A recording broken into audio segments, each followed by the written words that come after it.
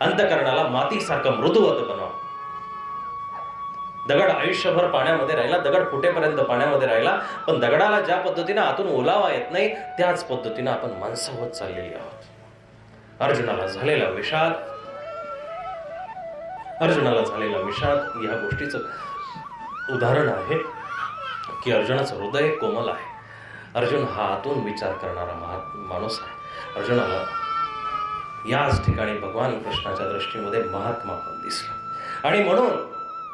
आणि म्हणून अर्जुन इतका महान कसा, अर्जुन इतका मोठा कसा, याचं प्रत्यक्ष उदाहरण भगवद्गीतेच्या 10व्या अध्यायामध्ये साहेब सांगितलं. प्रसंग सांगतो.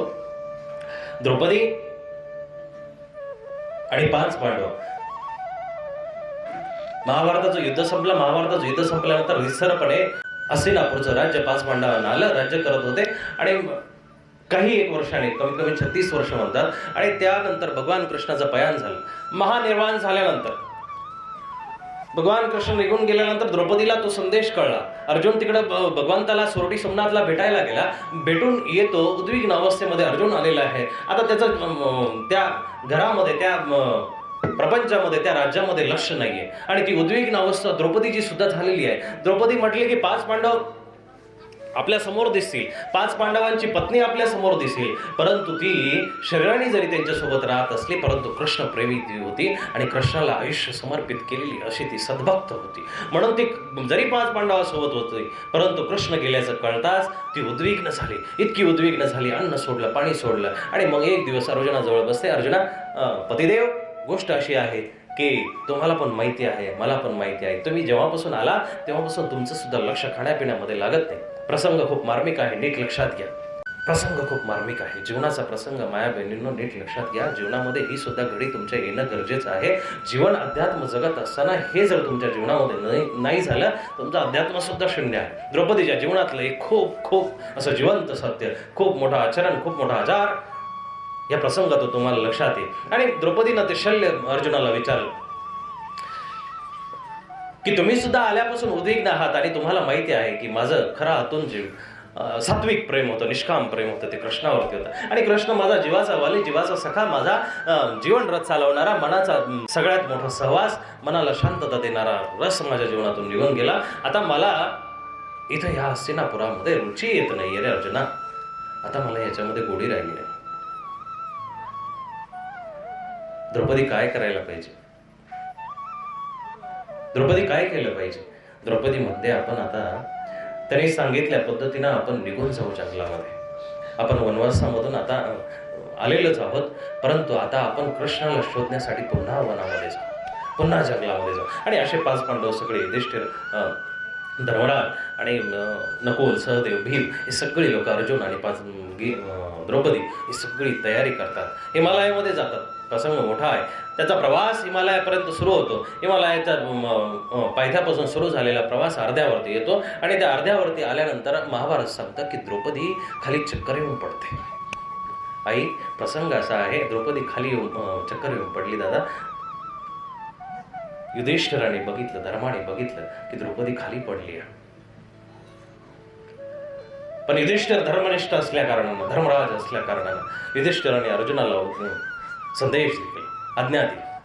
अर्जुना, द्रौपदी पाठीमागं पडलेली आहे. तिला काही हात लागतो का? तिला पाणी प्यायचं का? तिला काही आवश्यकता आहे का? बघ. अर्जुन जातो. द्रौपदीची आणि अर्जुनाची दृष्ट होते.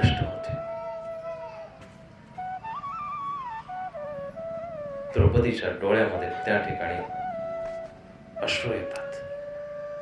अश्रूच्या धारा द्रौपदीच्या डोळ्यातून गळायला लागल्या. अर्जुन विचारतो, तुझ्या डोळ्यातून पाणी का येते?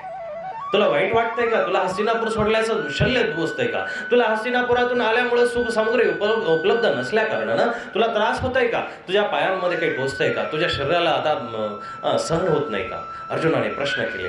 द्रौपदी म्हणते, अरे तसं काही नाहीये पतिदेव, असल्या काही गोष्टी नाहीये. तुम्ही हा विचार करताय, हा चुकीचा विचार आहे. मग नेमकं तुला होतं काय? तुला रडायचं कारण काय? अर्जुना, अरे सारा आयुष्यभर ज्याच्यासोबत संसार केला, पण ज्याच्यासोबत आतून मी खऱ्या अर्थाने जगले, तो कृष्ण तुझ्यामध्ये मला आता दिसतोय रे खऱ्या अर्थाने. अर्जुन म्हणतो, तू चुकीचं बघते. माझ्या हाताने कृष्णात कधी बरोबरी होऊ शकत नाही. माझ्यात आणि कृष्णात कशी बरोबरी होऊ शकते? मी तुझा पती आहे, कृष्ण तुझा अंतरप्रेमी आहे, तुझा उद्धार करताय. माझ्यात आणि कृष्णात बरोबरी नाही होऊ शकत. द्रौपदीचं त्या ठिकाणी सटीक असं उत्तर बघा 10व्या अध्यायामधलं. ऋषीणाम वासुदेवस्मी पांडवानाम धनंजय. अरे त्याच भगवंताने त्याच कृष्णाने सांगितलेलं आहे की ऋषणी कुलामध्ये, यादव कुलामध्ये वासुदेव मी आहे आणि पांडवांमध्ये धनंजय सुद्धा मी आहे. तो धनंजय तू आहेस आणि तुझ्यामधला तो कृष्ण मला दिसला या ठिकाणी. आता तू ज्या बुद्धीनं आलास त्या बुद्धीना वापस जाऊ नको. तुझ्यातला कृष्ण जिवंत ठेव, तुझ्यातलं कृष्ण तत्व जिवंत ठेव आणि निघून जा. आणि अर्जुन जाण्याच्या पूर्वीच द्रौपदीनं पालव घेतला आणि पालव घेतल्यानंतर अर्जुनाला तिथं सुद्धा राहावलं नाही. अर्जुनाने परत प्रश्न केला, अरे तू तर आता मला डोळं भरून बघत होती, आता तुझ्या डोळ्यामध्ये पाणी होतं आणि आता अचानकपणे तू परत तोंडावरती पदर घेतला, काय कारण? त्या ठिकाणी द्रौपदीचं उत्तर पण तितकंच समर्पित आहे. अर्जुना, भलेही मी तुला कृष्ण रूपाने बघत असेल, तुझ्यामधला धनंजय मी जरी कृष्ण रूपाने बघितलं असेल, पण नेमकी तुझी दृष्टी जर पत्नी स्वरूप असेल तर मला त्याचा पाप लागेल, मला त्याचा दोष लागेल. तू जर मला पत्नीच स्वरूपाने बघत असेल तर ते पाप मला लागायला नको, म्हणून मी तोंडावरती पदर केला रे, अशा स्वरूपानं द्रौपदी अनंतामध्ये, परमेश्वरामध्ये, मोक्षामध्ये विलीन होते. हे कृष्णाचं भगवद्गीतेमधलं आचरण आहे. हे आचरण प्रत्येकाला जमलं पाहिजे. ज्या माणसासोबत संसार केला, बाळ झाली, ज्या माणसासोबत 40-50 वर्ष संसार केल्यानंतर सुद्धा त्या म्हाताऱ्याबद्दल, त्या म्हाताऱ्या व्यक्तीबद्दल, त्या म्हातारीबद्दल जर आपला मोह चिटकलेला असेल तर आपला केलेला परमार्थ शून्य आहे. केलेला परमार्थ सगळा शून्य आहे. कधीतरी सुटलं पाहिजे ना, कधीतरी सुटलं पाहिजे. आपण स्वतःकारणे देवाला हात जोडतो, प्रार्थना करतो की बाबा मला उद्धार कर, अमकं कर, तमकं कर. कसा होईल उद्धार? माय मौल्यांची सवय सांगतो, फाटलेली अंडरवेअर असेल, लेकराची, बाळाची, कोणाची, नवऱ्याची, घरातल्या मुलाची मोठी, ती फाटलेली अंडरवेअर सुद्धा, छिद्र पडलेली अंडरवेअर सुद्धा ह्या मौल्यांकडून फेकणं होत नाही साहेब. ती धुतात, चांगल्या साबण लावून धुतात, ती किचन वाटा पुसायला वापरतात, पुसायला झाल्यानंतर ती परत फाटते, परत खराब होते. ती फाटल्यानंतर परत बाहेर चपला पुसायला वापरल्या जाते. चपला पुसायची खराब झाली, चपला पुसून त्याच्यातून झाल्यानंतर चुलीत का होईना ती जाळायसाठी ती ठेवल्या जाते. तिचा प्रवास कुठून कुठं सुरू झालेला असतो. हा प्रवास त्या अंडरवेअरचा प्रवास नाहीये, हा प्रवास आपल्या मोहाचा प्रवास आहे. आपण इतकं त्या प्रपंचाला चिटकले, आपण त्या प्रपंचाला इतकं सांभाळून घेतलं. आणि नाशिवंत उगाच आपलं स्मशान वैराग्य असतं. एखादा चांगला माणूस मेला, स्मशानामध्ये आपण जातो आणि तिथं म्हणतो, अरे रे असं व्हायला नव्हतं पाहिजे, अरे हे चुकीचं झालं, अरे असं खूप तरुण वयात गेलं, काही खरं नाही. हे वाक्य प्रत्येकाच्या तोंडामध्ये असतं. अरे पण काही खरं नाहीये. त्या स्मशानातून बाहेर आल्यानंतरच लगेच फोन येतो, आमका काम अडले, ते काम करायचं का? आमका व्यवसाय अडलाय, ते काम करायचं का? बांधाला, शेताला पाणी द्यायचं का? आमकं करायचं का? तमकं करायचं का? जेवण बनवू का? सगळं जिथल्या तिथं आपलं होऊन जातं. आपलं जे वैराग्य आहे, आपली जी नश्वरता आहे, ती फक्त स्मशानापुरती मर्यादित. आणि अर्जुनाचं हे झालेलं विषाद, तो विषाद भगवंताने प्रसादापर्यंत कसा नेला हे नीट लक्षात घेणं गरजेचं आहे. आणि मग अर्जुनाला उपदेश भगवंत करतात. खूप चांगल्या पद्धतीने उपदेश झाला. पहिला अध्याय हा भगवद्गीतेची पार्श्वभूमी आहे. भगवद्गीता ही 18 अध्यायी जरी असली तर 18 अध्यायामध्ये 17 अध्यायामध्ये तत्वज्ञान आहे आणि पहिल्या अध्यायामध्ये पार्श्वभूमी आहे. प्रास्ताविक, दादांनी जसं प्रास्ताविक सांगितलं, का कार्यक्रम करायचा, कशासाठी करायचं, हे प्रास्ताविक. तिथं मग सगळे योद्धे आले होते. दृष्टात पांडवानिकम युद्ध, सगळे योद्धे तिथं आले होते. या योद्ध्यांचं विवरण तिथं आलं. मग दुसऱ्या अध्यायापासून सेनयोरू भयोरमध्ये देवाने त्या अर्जुनाचा रथ दोघांच्या मध्ये स्थापित केला, दोन्ही सैन्यांच्या मध्ये. एकीकडे 18 अक्षयींनी सैन्य निवडलेलं असताना आणि एकीकडे अर्जुनाने कृष्ण निवडलेला असताना कृष्ण विजयी करत नाहीये. बघा, तुम्हाला वाटत असेल देवाची, बरेचसे माणसं संसार चांगला व्हावा म्हणून देव धरतात, मंदिरात येतात. बरेचसे लोक आपली नवस्फूर्ती व्हावी, आपले मनोरथ पूर्ण व्हावे म्हणून देवाला येतात. अरे हा खूप क्षुद्रपणा आहे, हा हे पागलपण आहे. तुमचे मनोरथ आपण त्याच्या दारामध्ये गेल्यानंतर आपण पूर्ण होणार आहे. एकीकडे आपण त्याला सर्वज्ञ म्हणायचं आणि एकीकडे देवा आमचा हे काम कर, देवा आमचं ते काम कर. सांगायची गरज नाही ना साहेब, त्याला काय सांगायची गरज आहे? एकीकडे तुम्ही त्याला सर्वज्ञ म्हणायचं, इकडे त्याला सगळा जाण. अजाणता महिमाणम तवेद. अर्जुन म्हणतो की मला तुझ्याबद्दल काही कळलं नाही रे बाबा. मी तुझा कृष्ण हे यादव केती. मी तुला मित्र म्हणून आचरण केलं, मी तुला बंधू म्हणून आचरण केलं, त्याचा मुलगा म्हणून मी तुझ्याशी बघितलं, मी तुझ्यासोबत एक साधारण माणूस बघितलं. अजाणता महिमाणम तवेदम. अजाणतेपणा झालेलं हे पाप माझ्याकडून क्षालन कर बाबा. तू क्षालन केलं पाहिजे, थांबवलं पाहिजे, ह्या पापाला क्षमा केली पाहिजे. क्षाम्यहम क्षाम्यहम अर्जुन या ठिकाणी म्हणत असतं. आपण बऱ्याच वेळा ह्या अजाणता गोष्टी करत असतो. देवाला सर्वज्ञ म्हणायचं, देवाला त्वमेव माताचे पिता त्वमेव बंधूचे सखा त्वमेव, सगळं काही त्याला म्हणायचं, पण ते श्लोकापुरतं मर्यादित आहे. कधीतरी आपल्याला तो आई वाटला का?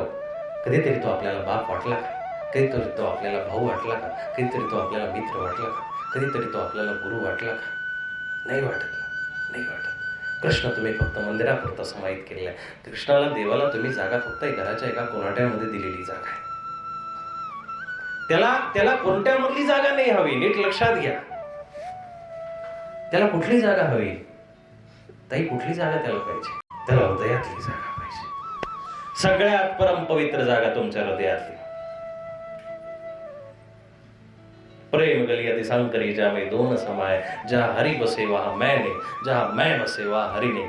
प्रेमाची गल्ली म्हणजे हृदय जे आहे ते एकदम छोटं आहे, त्याचा दरवाजा पण छोटा आहे. मेरे नैनन के आंखों से तू मेरे हृदय के घर बस जा. माझ्या हृदयामध्ये येण्यासाठी तुला माझ्या हृदयाच्या डोळ्याच्या द्वारामधून यावं लागेल. परंतु तुमच्या हृदयामध्ये, तुमच्या अंतःकरणामध्ये जर द्वेष भरलेला असेल, तुमच्या अंतःकरणामध्ये पाप भरलेला असेल, तुमच्या अंतःकरणामध्ये दुष्कृत्य भरलेलं असेल, तुमच्या अंतःकरणामध्ये एखाद्याविषयी मोह भरलेला असेल, त्या ठिकाणी मोहन कधीच बसू शकत नाही. त्या ठिकाणी मोहन येऊ शकत नाही, त्या ठिकाणी माधव येऊ शकत नाही. त्या मोहनला आणण्यासाठी तुमचा मोह संपलेला पाहिजे. तुमच्या घराबद्दल, तुमच्या लेकरा. आणि मी म्हणत नाही अर्ध्यावरती सोडून चाल. कृष्णाने अर्जुनाला अर्ध्यावरती सोडू नये म्हणून गीता सांगितली. तुम्ही सोडून यावं म्हणून गीता सांगतो. काय? तुम्ही सोडावं म्हणून गीता सांगतो. परंतु अर्जुनाला भगवंताने तसं नाही केलं. तू अर्ध्यावरती सोडू नको. तो खूप म्हणतो. त्याने मगाच्या विषयामध्ये सांगायचं राहिलं की त्याचा आदर बघा किती जबरदस्त आहे. तो स्वतःच्या भावाबद्दलच आदर नाही करत, स्वतःच्या सैन्याबद्दल, स्वतःच्या वडिलाबद्दल, आईबद्दल आदर नाही करत. तो म्हणतो गुरुन हत्वा हि महानुभावा क्षयो भक्त भैक्षम अपि लोके. अरे या गुरु लोकांना मारण्यापेक्षा, चुलत्या काकांना मारण्यापेक्षा, भावांना मारण्यापेक्षा, या संगतीला मारण्यापेक्षा भिक्षा मागून जगलेलं कितीही चांगलं ना दादा. अरे कृष्णा चुकीचं सांगतोय, असलं तत्वज्ञान मला नकोय. मी भीक मागल, हे पृथ्वीचं राज्य मला नकोय. आणि मग भगवंत त्याला म्हणतात हे जे आचरण आहे हे क्षत्रियाचं आचरण नाही. क्लैब्यम मस्मगम पार्थ, हे नपुंसकासारखं आचरण, हे तुला शोभणारं आचरण नाही. आपल्या मुलांकडून आपण जी अपेक्षा ठेवतो, मुलांनी नाव कमावं, चांगल्या पद्धतीनं वागावं, चांगली शाळा करावी, शाळाच करावी, दुसरी शाळा करू नये, आपली बरीचशी मनोकामना असते. परंतु ती करत असताना आपल्या सगळ्या मनोकामनेला ती मुलं खरी उतरत नाही. आणि मग तिथं आपण उद्विग्न मनसा, आपलं मन उद्विग्न होतं, मानस उद्विग्न होतं. आणि मग त्या ठिकाणी आपण अध्यात्माचा मार्ग पकडतो. प्रभू सांगतात, देव सांगतो, सगळे सांगतात, संत सांगतात, गुरु सांगतात. प्रसन्न चेतसो ह्याशो. भगवद्गीतेत प्रत्येक शब्द भगवद्गीतेतून सांगणार आहे मी तुम्हाला. तुम्ही आज इथं उभं राहून जरी एखादा प्रश्न उभा केला की याचं भगवद्गीतेतून उत्तर द्या, तुमच्या उठण्यापासून, जागण्यापासून, पश्चन, शृणन, स्पृशन, जिग्रन, नशन, घर्षण, स्वपन, श्वसन, इतके भयान अवस्था भगवद्गीतेमध्ये आहे. उठता, जागता, झोपता, चालता, बोलता, खाता, पिता, कुठल्या अवस्थेला भगवद्गीता उत्तर देत नाही सांगा? सगळ्या अवस्थेचं उत्तर आहे. पण ते वाचल कोण हो? एवढं कष्टाचं काम आम्हाला नका सांगू. आम्ही बाबा बोलवतो, 100, 200, 500, 1000 रुपये देतो, पारायण करून जा भगवद्गीतेचं. करतो ना. 500 रुपये दिले, बाबा येतात मस्तपैकी, ते 1 तासभर गीता वाचतात. आम्हाला काही ते श्लोक कळत नाही, अर्थ कळत नाही. पारायण केल्याची एक संतुष्टी आहे. हे आपण फक्त मुलामा देण्याचं काम करत असतो. आपण फक्त वरच्यावर पट्टी लावण्याचं काम करत असतो. आतून जखम जशी चितगळलेली असते, वरून कितीही पट्ट्या लावल्या ती सुधरू शकत नाही, ती बरी होऊ शकत नाही. तसं तुम्ही भगवद्गीतेला जर अंतःकरणात उतरवलं नाही, ती वरच्यावर असे लाखो पारायण, मग तुम्ही तो युट्यूबवरचा मोबाईल पण लावून दिला आणि त्याच्यामध्ये भगवद्गीता पारायण चालू आहे, त्याला विडा वाहा, त्याला 500 रुपये वाहा, होईल ना? नाही होणार. तुमच्या अंतःकरणात उतरले पाहिजे. म्हणून मी म्हणत नाहीये चुकीचा संदेश घेऊन जाऊ नका. मी म्हणत नाही की बाबा लोकांना बोलू नका आणि पारायण करू नका. ती बाबा जे महंत लोक आहे पारायणाला आल्यानंतर त्यांना कमीत कमी भगवद्गीतेचं पारायण केल्यानंतर एका तरी श्लोकाचा अर्थ विचारा, एक तरी श्लोक तुमच्या जीवनामध्ये तुमच्या जीवनोपयोगी सांगायला लावा, तर खऱ्या अर्थानं तुमच्या घरामध्ये केलेलं भगवद्गीतेचं पारायण श्रेयस्कर असेल, पुण्यदायी असेल. दत्तात्रय कवचाचं पारायण करत असताना कमीत कमी एका तरी श्लोकाचा अर्थ तुमच्या जीवनामध्ये घ्या. एका तरी श्लोकाचा अर्थ. दारिद्र्य व्यसनम हार. अरे एक श्लोक जरी तुमचा शेवटचा समजला तुम्हाला की दारिद्र्याचं व्यसनाचं हरण करणारं दत्तात्रय कवच आहे, अरे झालं ना, ते पारायण सफल झालं तुमच्या जीवनात. तुमच्या घरामधली सगळी वास्तुशांती त्या ठिकाणी होऊन गेली. तुमच्या जीवनामध्ये ती उतरलं पाहिजे. तुमच्या जीवनात उतरत नाही आणि म्हणून 5100 वर्षांनी सुद्धा गीता जयंती सांगावी लागते. गीता घराघरामध्ये न्या अशी सांगावी लागते. पुढच्या वेळेस पुढच्या वेळेस काय आताच सांगा, किती लोकांनी हात वरती करा की किती लोकांच्या घरामध्ये भगवद्गीता आहे.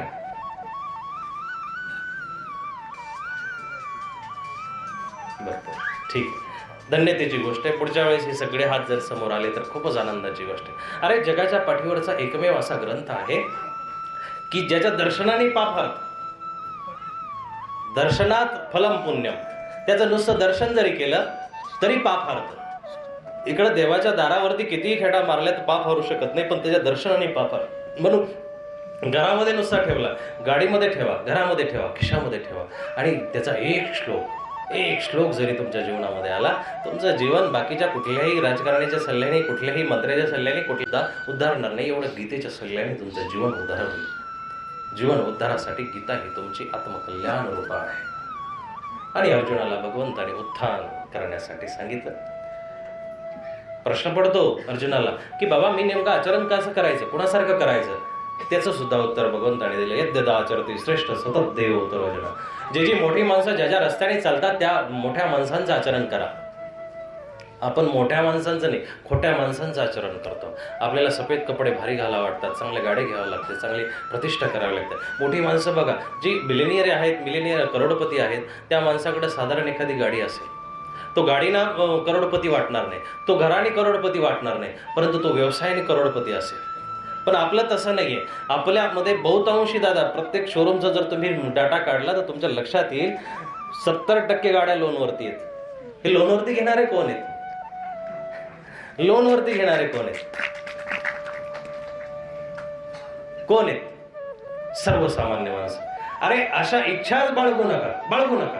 भगवंताने तुम्हाला गाडीमध्ये न्यायचं नाहीये, तुम्हाला तिरडीवरतीच न्यावं लागेल, बांबूवरतीच न्यावं लागेल. करोडो रुपयाचा, अरब रुपयाचा साठवणारा माणूस जरी मेला तर त्याला ते 100-200 रुपयाचे बांबूचीच गाडी करावी लागेल. त्याच्यामुळे ह्या गाड्यांसाठी लोन काढू नका आणि स्वतःची टोपी कडक ठेवण्यासाठी, स्वतःचे कपडे कडक ठेवण्यासाठी तुमच्या जीवनाला घडी पडू देऊ नका. तुमच्या जीवनाला घडी नाही पडली पाहिजे. तुमच्या कपड्यांना एक वेळेस मळकटपणा आला तरी चालेल, तुमच्या कपड्यांना जरी घड्या पडल्या तरी चालेल, पण तुमच्या जीवनाची घडी विस्कटीत असेल, किती इस्त्रीचे शर्ट घातले, कपडे घातले, काय त्याला? तुम्ही पाटील सावकार ईश्वराच्या नजरेमध्ये नाहीये, तुम्ही जगाच्या नजरेमध्ये असाल, ती गोष्ट निराळी आहे. ईश्वराच्या नजरेमध्ये तुम्ही धन्य होणं गरजेचं आहे. परमेश्वराच्या नजरेमध्ये तुमची काय किंमत आहे? अर्जुनाची किंमत इतकी जबरदस्त आहे साहेब, अर्जुनाची किंमत इतकी मोठी आहे की त्याचा ड्रायव्हर भगवंत होतो. किती मोठी विशिष्टता त्या व्यक्तीची आहे. असा जगाच्या पाठीवरती असा कोणीही महान व्यक्ती झाला नाही की ज्याचा ड्रायव्हर, ज्याचा चालक, ज्याचा सारथी भगवंत व्हावा. अरे तो तुमचा नोकर आहे. नीट लक्षात घ्या, भगवंताची व्याख्या तुमच्या जर लक्षात आली, भगवंत हा आपला मालक नाही. ते मला बाबा बिघडले, मालक नाहीये तो आपला नोकर आहे. बरोबर आहे? कसं? आपण जाऊन त्याला काय म्हणतो? तिथं मंदिरामध्ये गेल्यानंतर विडा ठेवला, काहीतरी हात जोडले, नारळ फोडलं तर काय म्हणतो?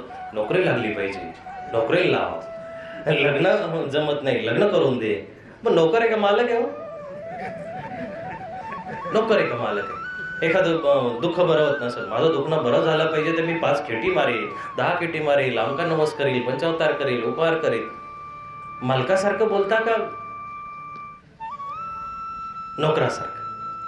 आपण त्याला नोकरासारखं. आणि ही वस्तुस्थिती जरी बघितली, अहो तो तुमचा नोकरासारखं काम करायला तयार पण आहे, पण तुम्ही त्याचे मालक होण्याचा प्रयत्न करू नका. तुम्ही मालक होता, तुम्ही तुमचे कडक कपडे घालून मंदिरामध्ये जातात, त्याला घंटी वाजून जागा करता. आलो मी साहेब, तुम्ही झोपले असाल, देवाला तुम्ही म्हणता आलो मी, घंटा वाजवता आणि त्याला म्हणतात आलो मी, आता माझं काम कर. तो बिचारा आपला बसलेला आहे मूर्तीच्या स्वरूपामध्ये, तो तुमच्या कडकपणामधला जो बिघडून गेलेला कडकपणा आहे तो सगळा समजून घेतो आणि मग तो सुद्धा तुम्हाला रेंगाळतच ठेवतो. तुम्ही खेटी मारत असतात. अरे शरीराने मारलेल्या खेटा या कधीच पूर्ण होणार नाही. एक वेळेस मनाने मंदिरामध्ये जाऊन बघा, तुमचं देह